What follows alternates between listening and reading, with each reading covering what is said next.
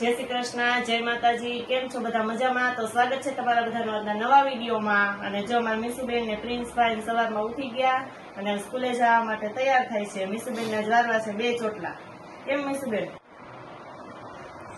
તે દ્વારકાધીશ મિત્રો તો જો હું તૈયાર થઈ ગયો છું ને મીસુબેન આપણા તૈયાર થાય છે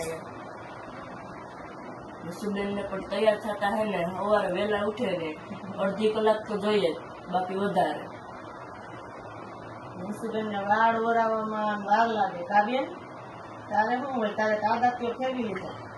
Jadi masuk nanti orang warna karat masuk orang tu. સવારે તલનો મુખવાસ કરવો છે ને તો તલ હમા કરીએ છીએ। એક દિવસ તો મારી મમ્મી હમા કરી લીધા હતા, પણ પાછા એ કે મારે મુખવાસ કરવો છે ને કે જોઈ લે કે કાકરી કઈ બેવું કઈ રહી નથી ગયું તો પછી મુખવાસમાં આડું ન આવે એમ। બીજા તલ જોઈ લઈએ। હમા તો અહીંયા ચાયડા હતા, હરખા કર્યા હતા, પણ તોય અમુક કાકરી રહી ગઈ હોય, જેની જે જો કાકરી રહી ગઈ હોય ને પછી તો મુખવાસ ખાવામાં આડી આવે। અત્યારે બધું કામ કરી નવરા થઈ ગયા કે આવી ગઈ થઈને કર લઈ, મારે મુખવાસ કરવો હતો તો એ એકવાર હાથ ફેરો કરી લે પછી મુખવાસ કરી દે। એટલે હવે જજ રહીશું તો એટલા તલ હમણાં કરી લીધા, એને મુખવાસ કરવા દીધા। આખું પલાળીને મુખવાસ કરી નાખ અને હું આને એટલા ભેગા કે સિંહામાં કરી લઈ તો આખું બરફ બગડે નહીં, સિંહામાં કરી મૂકી દઈ। તો જો આ ડબ્બામાં ભર્યા હતા ને એમાં કોકો પેલા બાવા થઈ ગયા, આખા ઝુંડા નો થોડાક ભેગા થઈ ગયા, બાવા જેવા થઈ ગયા હતા। એટલે વણમાં મમ્મીને કહું છું કે સીસામાં હતા ને હારા રહ્યા હતા, એટલે આજ વખતે છે ને જેટલા વૈધા ને બધા સીસામાં ભરી દેવા છે અને આટલો છે ને એ મુખવાસ કરી નાખવો છે। સિંહામાં તલ કોઈ બગડે નહીં। ચાલો હવે હું છે ને મુખવાસ કરી નાખું ને મમ્મી છે ને આ તલ ભરી દે। આ એક સીમો ભરાઈ ગયો, એક સીમો દઈ દે એટલે પછી ભરાઈ જાય। જો તલનો મુખવાસ કરવા માટે મેં છે ને ગરમ પાણી મૂક્યું હતું। તમે કેમ કરતા હોય ખબર નથી, જો અમે તો હું કામ કરું છું, ગરમ પાણી છે ને એ થોડી વાર પહેલા મારે મુખવાસ કરવો હતો ને ઉકળવા મૂકી દીધું। હવે છે ને એમાં તલ નાખી દઈશું।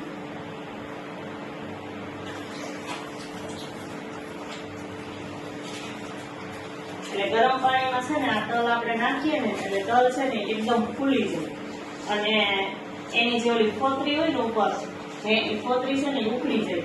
ગરમ પાણીમાં આપણે ઉકાળીએ નથી અને ઓલું છે ને આપણે એમણું ખાલી મીઠા પાણીમાં નાખીએ પછી એમાં હળદર ને મીઠું ને એવું ભેળવી દઈએ ને તો એની એકદમ છે ને ઓલી ફોતરી છે ઉખડે નહીં। અને આ જો મેં આ ગરમ પાણી થોડીક વાર પહેલા જ મૂક્યું હતું, હવે ઉકળી ગયું એટલે એમાં જો આ તલ નાખી દીધા। હવે એમાં હું નાખી દઉં છું મીઠું। આપણે મીઠું તો જેવું ખારું ખાતા હોય એ પ્રમાણે નાખવાનું હોય અને મુખવાસમાં તો મીઠું જોઈએ એટલે હું તો અમે ખારું ખાઈએ છીએ એટલે વધારે નાખું છું। અને મુખવાસ જો હવે આને છે ને 2 મિનિટ જ ઉકળવા દેવાનું, કેમ કે પાણી મારું ઉકળી ગયું હતું એટલે 2 મિનિટ ઉકળી જાય બસ થોડી વાર ઠંડુ થવા દેવાનું। પછી છે ને મારે એમાં બ્લેન્ડર ફેરવવું છે, એટલે બ્લેન્ડર મારશું ને આપણે એટલે આ બધી ફોતરી છે ને ઉકળી જાય એટલે તલ છે ને એકદમ સફેદ થઈ જાય। ઘણા એમાં હળદર નાખે છે પણ અમે તો આ સફેદ જ મુખવાસ કરીએ છીએ એટલે મારે હળદર નથી નાખવું। એટલે જો હમણાં થોડી વાર મને ને એટલે મીઠું સરસ એમાં ભળી જાય, તલ ખારા થઈ જાય, પછી બ્લેન્ડર મારી અને પછી આપણે એને તડકે સૂકવી દઈશું।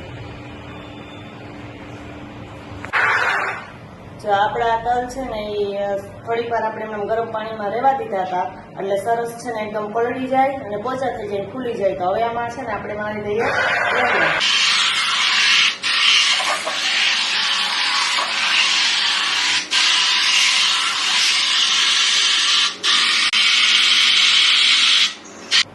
જો આમાં થોડીક વાર આપણું બ્લેન્ડર હવે મરાઈ ગયું છે એટલે આ તલ છે ને એકદમ આમાં બધી ફોતરી છે ને એ ફોતરી અલગ થઈ ગઈ છે અને હમણાં આપણે એક કપડામાં લઈ અને કપડામાં સૂકવી દઈએ એટલે પછી સુકાઈ જાય એટલે પછી આપણે મુખવાસ બનાવી નાખીએ।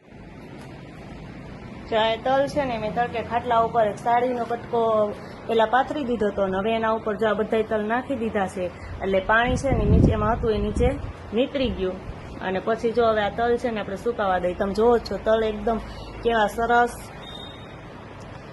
અને આખા આમ સફેદ અને એવા થઈ ગયા છે ને આને જો ગરમ પાણીમાં નહીં ખાતા ને એટલે તમે આવી રીતે આમ કરો ને તો એની ફોતરી છે ને ઉખડવા માંડી છે એટલે હજી આ સુકાઈ જાય ને પછી આપણે એને થોડાક આમ સાડી આરે ઘસી નાખશું એટલે છે ને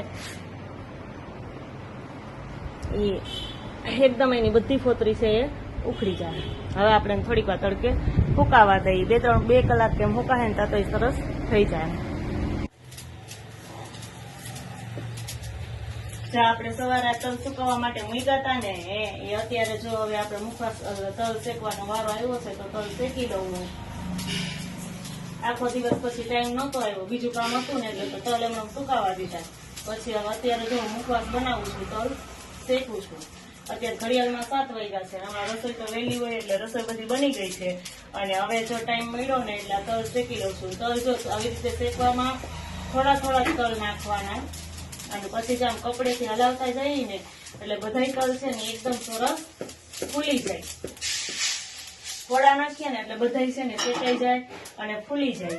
અને નકર છે ને જે ઉપર નીચેના હોય ને શેકાઈ જાય, ઉપરના હોય ને એ કાચા રહે. એટલે તલ છે ને ફૂલે નહીં તો આપણે ખાઈએ ને તો એ પોલો ન લાગે. આ તલ સરસ શેકાઈ જાય ને એટલે એકદમ તમને પોલો લાગશે. અને જો આની પોતરી બધી ઉકળી ગઈ ને એટલે એકદમ વ્હાઈટ થઈ ગયા છે. આપણે હમણાં બધું શેકી લઈએ અને પછી મુખવાસ તૈયાર કરી લઈએ. જો આ તલ છે ને શેકાઈ ગયા તો થોડીક વાર એને ઠરવા માટે મૂકી દીધા હતા. હવે આપણે એમાં બધું ફેરવી દઈએ. જો આ છે વરિયાળી છે ને થોડીક શેકી હતી, આમ થોડીક શેકી હતી, નકર તો એ પછી ભરી જાય. અને આમાં છે ધાણા તો આપણે આ બધું ફેરવી દઈએ. ને અમારે છે ને રોજ મુખવાસ ખાવા જતો. બેસના પપ્પા છે ને માવો નથી ખાતા એટલે એને રોજ મુખવાસ જોઈએ ને એટલે બીજું કઈ નાખતા નથી આમાં, ખાલી ધાણા દાળ ને વરિયાળી જ નાખીએ છીએ. અને રોજ જેટલો જોઈએ જ ને એટલે વધારે જો મુખવાસ બનાવી લીધું એટલે આખું ચોમાસું ઉપાડીને પછી ચોમાસામાં નકર વરસાદ હોય ને તો મુખવાસ કરીએ તો તલે હવાઈ જાય અને મુખવાસ પછી કરવાની મજા ન આવે. એટલે અત્યારે આખું ચોમાસું હાલે ને એટલે મુખવાસ કરી લીધો છે. કરી અને પછી આ 2 બોટલ છે ને બોટલમાં ભરી દઈશ એટલે હવાઈ નહીં, નકર ચોમાસામાં હવાઈ જાય. તો ચાલો હવે આ સાથે આજનો આ વિડીયો પણ અહીંયા પૂરો કરીએ છીએ. જો અમારો વિડીયો તમને ગમ્યો હોય તો લાઈક કરજો, શેર કરજો અને જો ચેનલમાં નવા હોય તો સબસ્ક્રાઇબ કરવાનું ભૂલતા નહીં. આવજો.